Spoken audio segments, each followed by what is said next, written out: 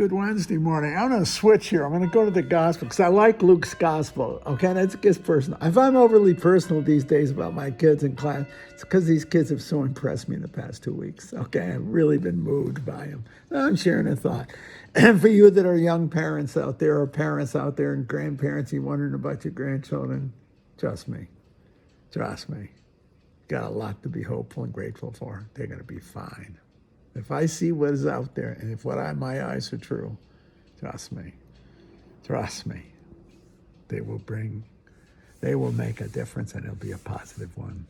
Take my word for it. But the gospel today, okay? This again is going to be on the personal side.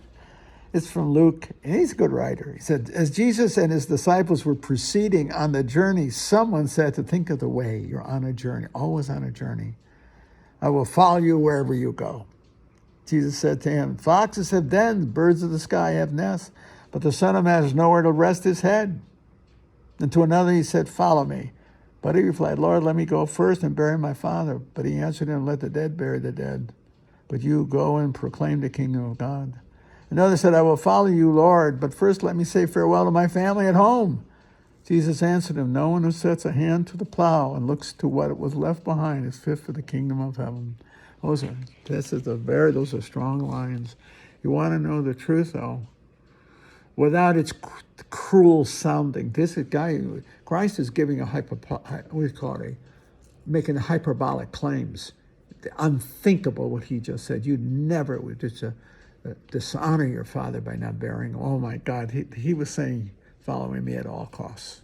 You must follow me at all, with all costs. See? So he's making claims. He's saying to them, following me, follow me. No matter what, follow me. And he gives extremes, okay? Extremes.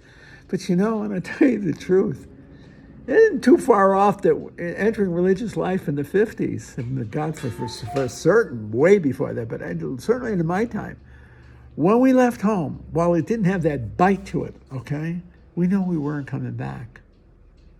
I knew when I went in the seminary in 59 up in Dunkirk, 1959, in Passionate, we would come home for the summer. And we actually, for the first time in the history, in the 150 years of the province, okay, we came home for Christmas. We didn't know we were coming home for Christmas until a month before. That's a true story. They never went home. In fact, it was really in our time we started going home for Christmas, for the summertime. And I'm talking high school kids. Well, I was in college, but didn't go home. When you left, we followed the gospel. You left. You left. And when I went to the novitiate, you left. You never expected to come home.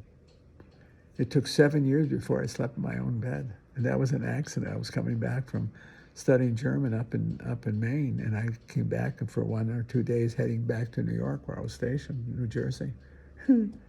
And I slept in my own bed. For as I remember, that was 7 years since I left home. It was 1967, yeah. So it was 8 years, actually. I don't know. I'm getting screwed up in my times, okay? But it was long. I think it was 7 years since I slept in my own bed. And of course, we've all gone back. But the point was, once you left, you left. And the order became your home. And the order was the instrument by which you would serve the church, no matter where it took you. And some of the men, they had to volunteer for it, but some of the men went to China, not in my time, but just one generation before me. 2 generations for sure. They went to China. Yeah. Some are still there. They're buried. That was the adventure of religious life at the time. You knew that. It was an adventure. It was an adventure. I wonder how our families handled it. I never thought about it much. Part of youth is you leave home, okay? Whether it's to join the Marines, the Army, go to college, whatever, you get married, you take off. But there was something religiously final about leaving home for the order. I don't know what it was. Maybe because the center of gravity ceased to be your home, your family, but now the family of the church. And you learned that this is who you are and where you are and why you're here to serve it. But it's still an adventure. It's still beyond.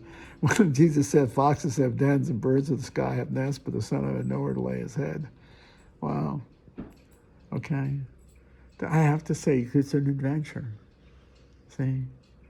If you'd asked me in 1959 what I would have been doing here in the course of my life, how I would live my passionless life, I could never have imagined the adventure I was about to go enter and to live. And in almost virtually every stage of it was I call it a surprise and grace and mystery, where a phone call here, an event there, a changes beyond me in the order. We were heavily monastic. We were entirely monastic, as it were, monastic apostolic, until the Vatican Council said there ain't no such thing. You're either one or the other. And we chose apostolic. And the very way of life that drew me to the Passions was precisely its monasticism. I loved its monasticism. See? And yet after 1971, when I came out here, and the change in the order, the changes in the life and the way of life within the monasteries and our houses, okay, I have never lived monastically since. I can't say I lived it in 76 to 89 when I lived in Louisville in our monastery. It wasn't monasticism. It was a great community. God, Lord Almighty, it was the finest community of men I ever lived with in my life. Well, and I was a teacher at Bellarmine College at the time. But it wasn't monasticism. It was wonderful religious living and religious life, but it wasn't monasticism. And then a phone call came in out of nowhere from St. Louis University. Dr. Vincent Punza was the chair, saying they were looking to hire chairs from the outside to bring in to refurbish and rebuild the departments. And he said, why don't you apply? I did and got the job. Who would have believed it? And I've lived a solitary life ever since. I had an apartment, and then the order bought me a condo. I lived by myself. Oh, Lily's here now. She's not snoring all the day on the couch, the bear rug, my chair. She's taken over my life.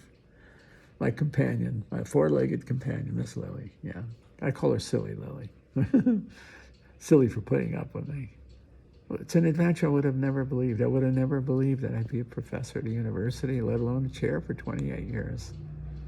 37 if you count Bellarmine. Made a career out of something I didn't even want to do. And what an adventure it's been. That's the great mystery of it all. Yeah.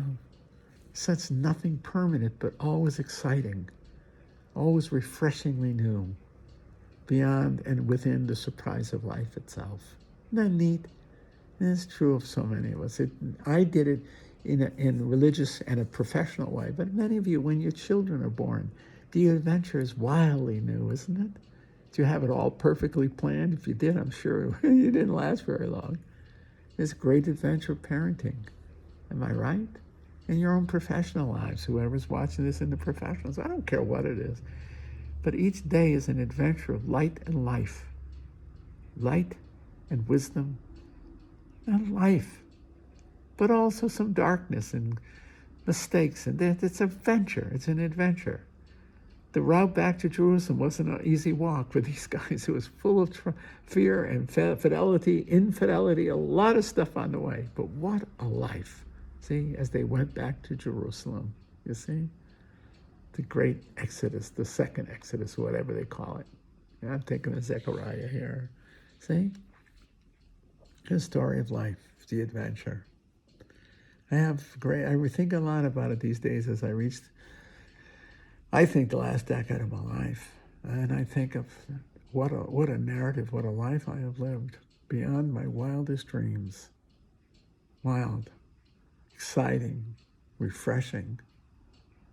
I remember with gratitude and with love for the life that Providence and God has given me, the life of the order that has blessed me, my friends who have consoled and walked with me, living and dead, so many that are now dead, with whom I have walked this life, honorably and lovingly.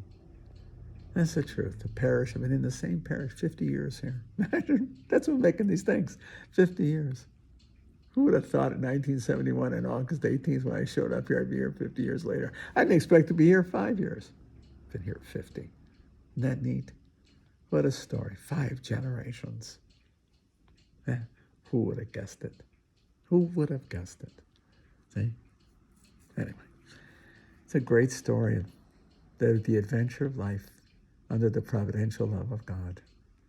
Great story.